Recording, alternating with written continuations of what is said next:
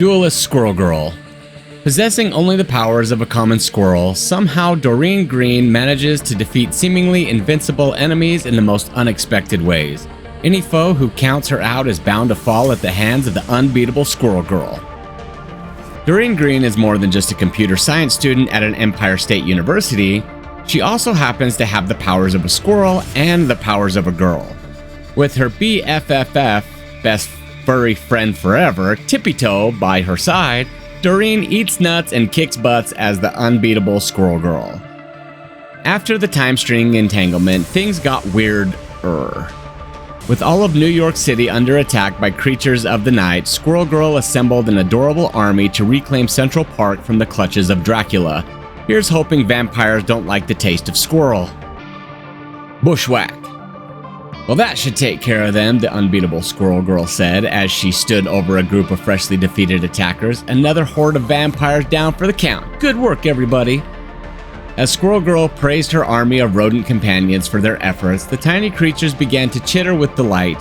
They would do anything for their human friend Doreen Green, even risk their lives against the seemingly endless throng of nocturnal nightmares that had emerged after an ancient curse trapped New York City in a state of perpetual night.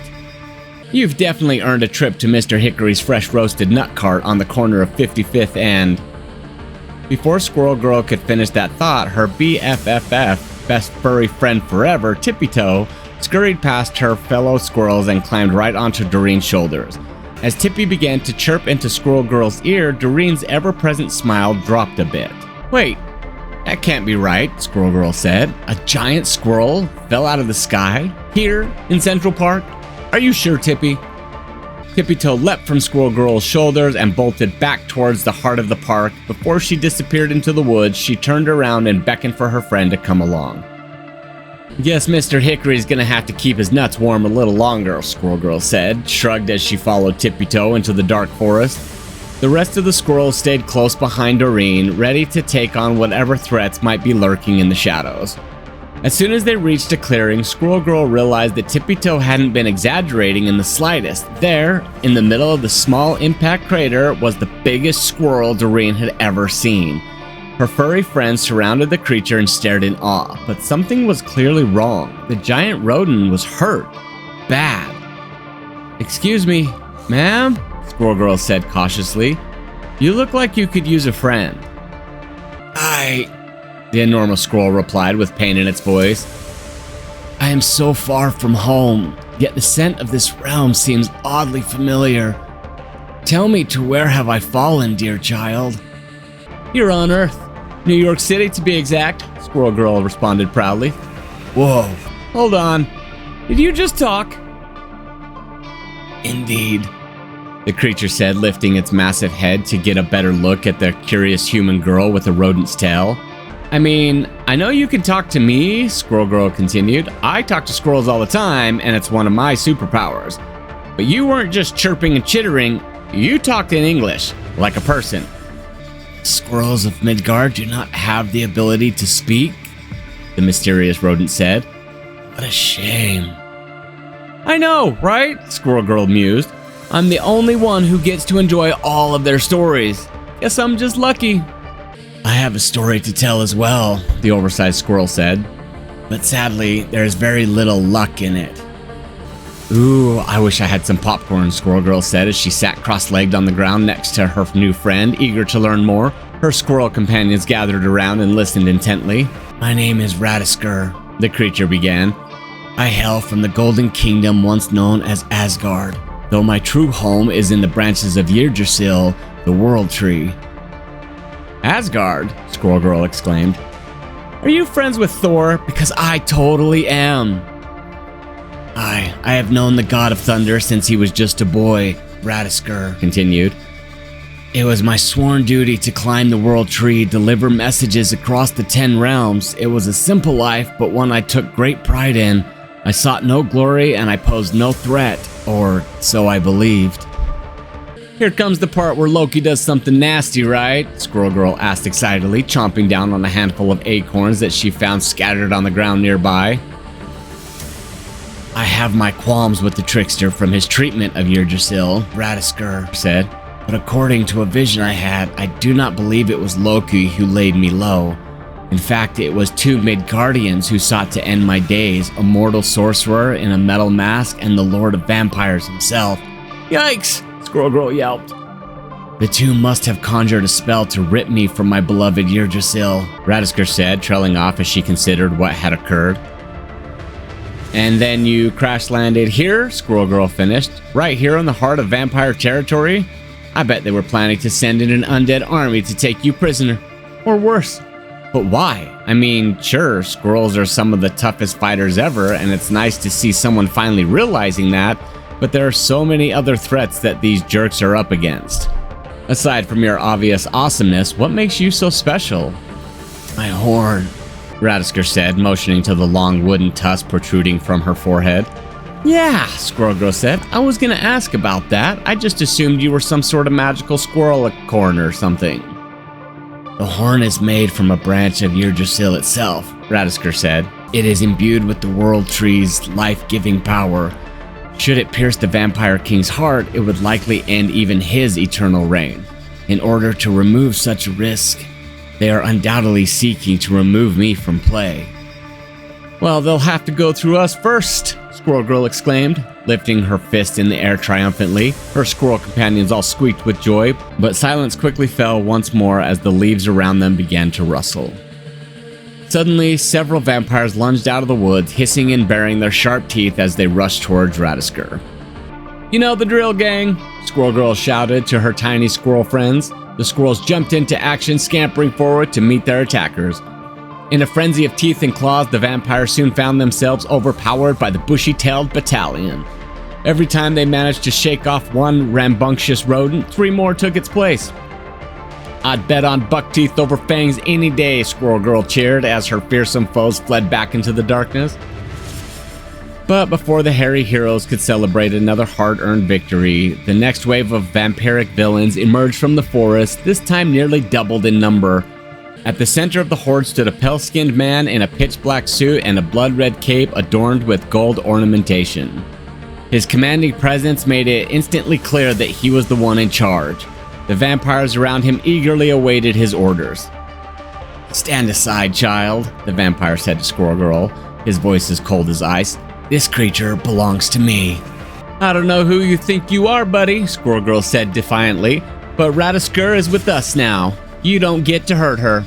I wouldn't dream of it, the vampire said. I have far more important plans for that mangy beast. You, however, shall not be as fortunate, so swears Dracula. Dracula? A bewildered Squirrel Girl muttered. No, it can't be. Oh, it is, Dracula responded with a grin, his fangs glistening in the light of the blood moon. And you, my dear, shall be the next to join my eternal legion. With the wave of his hand, Dracula unleashed his vampire horde upon Squirrel Girl. She dodged and leapt as quickly as she could, hoping to prevent them from sinking their sharp teeth into her flesh.